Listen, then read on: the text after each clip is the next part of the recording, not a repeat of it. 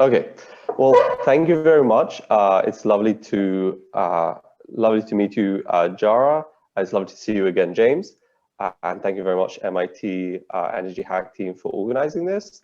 I'd like to introduce our hackathon presentation. We are NRG, and our project is an industrial distributed energy resource microgrid management as a service.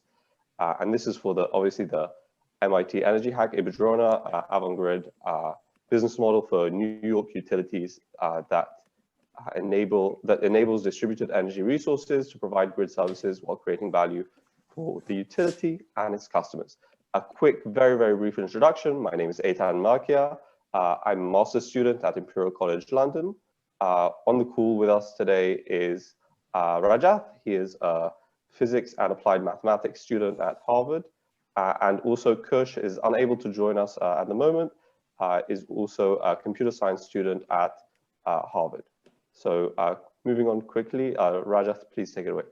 Yeah, great. So the first question to think about is why DER microgrids? And there are a variety of reasons for this. One of the most important reasons is that transitioning in the past few years from monolithic energy generation to DER microgrids, and this actually accelerates decarbonization.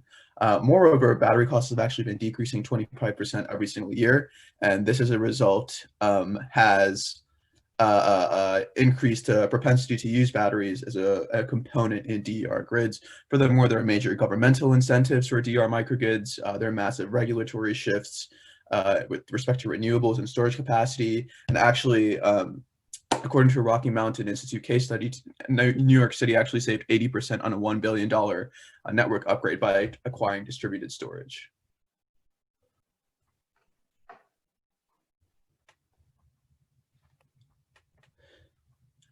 So the next question is, what exactly are the primary components of DER microgrids? So the main components we have are solar PV generation, photovoltaic generation, on-site energy storage, as well as electric vehicle capabilities and electric vehicle fleets for energy storage. So the question is, what part of the market do we want to focus on? And the conclusion that we came to is that we want to focus on C&I microgrids. The reason for this is that although 30% of New York energy consumption is residential, the reality is that many of the residential projects actually have very low generation storage capacity relative to C&I microgrids, the C&I sectors, and we believe that the 70% that remains within the New York markets with respect to C&I is a much larger and more appealing market. And because of this, we've kind of honed in on business parks as our customer of interest. And we've identified over 25 business parks that are opportunities for a DER microgrid solution. Yeah, so what we're trying to offer in our presentation, and we'll get into the specifics of it, but just high level, we want to view these C&I microgrids as a service that we can provide for our business park partners and our partners that the utility is trying to connect to and service. Oh, hi, I think Kush is on the line. I think we also have 2 minutes, so if you want to skip to the case study, then. Okay, so we're providing a holistic energy management for business parks to cut costs, to decrease emissions, and increase sustainability. And we will be providing the microgrid design, strategy, and implementation, and optimize the internal management of the energy, but also the external services of the grid services we can provide. I don't know if, okay. So with our chosen customer group of business parks, we've identified 3 tiers of customers, just kind of to segment our clients. There's the park owners, there's the park tenants, and there's the people passing by, people who are maybe on, coming to visit or just passing by. And so each of these have their own benefits and values that we can provide for them. Most notably, the EV fleet for the tenants can be used as an increase. We can incentivize the tenants to use EV fleets, and thereafter, it increases the energy storage capacity. So our case study that we selected is the Eastman Business Park. This is an industrial and technology campus in Rochester, New York, with many companies, a very interesting portfolio. And the proposed microgrid solution, because it's a very large conglomerate of companies, we're able to use a lot of yeah, we're able to use a lot of land. It's not just a single client that has a single kind of energy load. So the energy load kind of balances out over the different clients. Sorry?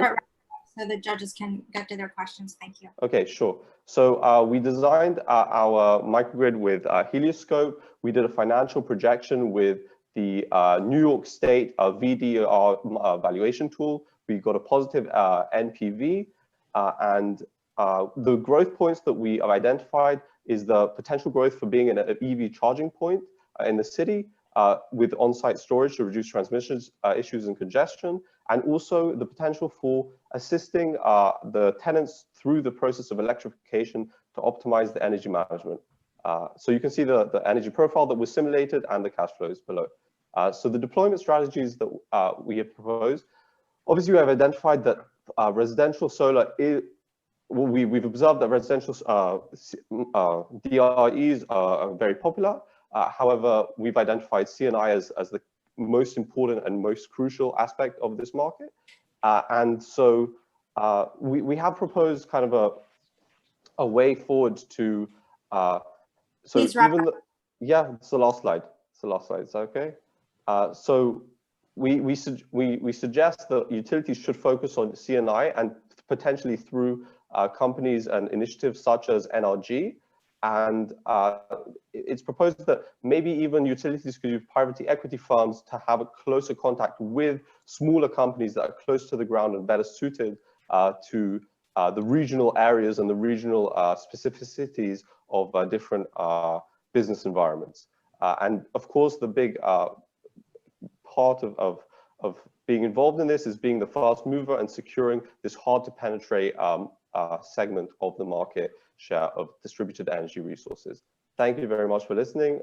We have some references that feel free to ask any questions. We'd love to hear it. Thank you.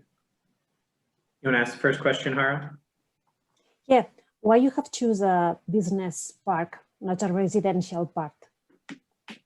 So this is exactly the initial kind of point that we made, that in New York, and this is representative all over the world actually, residential electricity and energy consumption is roughly between a quarter and a third of consumption. And there's a much greater segment, and it's often not talked about as much because consumers are usually, you know, the politicians listen to residents, and so that's what gets publicized and talked about. But really, in terms of the engineering and the energy significance of decarbonization, the key drivers, we believe, will come from commercial and industrial players. Okay.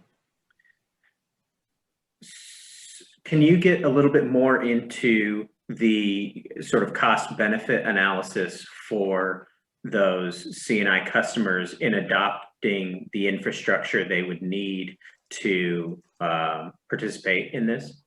Sure. So I kind of skipped over this very briefly. So because we were a bit constrained on time, but here you can see that when we identified, this question was really pertinent to us. And we realized that different customers and different kind of tiers of customers have different needs. So the primary customers, the park owners, would benefit from a lower energy operational cost and kind of general transmission costs and demand costs. And this was showcased through our use of the full stack valuation tool, which considers the energy value, capacity value, environmental value, demand reduction value, locational system relief value. And so, and then there's also this park tenants. This has a good CSR profile for consumer-facing companies. So a lot of businesses in business parks have this consumer-facing attitude and customer base. And also, more generally, the tertiary customers is kind of the general public on a kind of wider macro scale. Anyone who's passing through can utilize the facilities, and we can provide value in EV fast charging. Now, one of the reports that we've cited, and I think it's worth mentioning, stated that effective electric vehicle charging points will have to have energy storage on site. And so this kind of microgrid solution can enable that. So who is outlaying the initial expense for the DERs?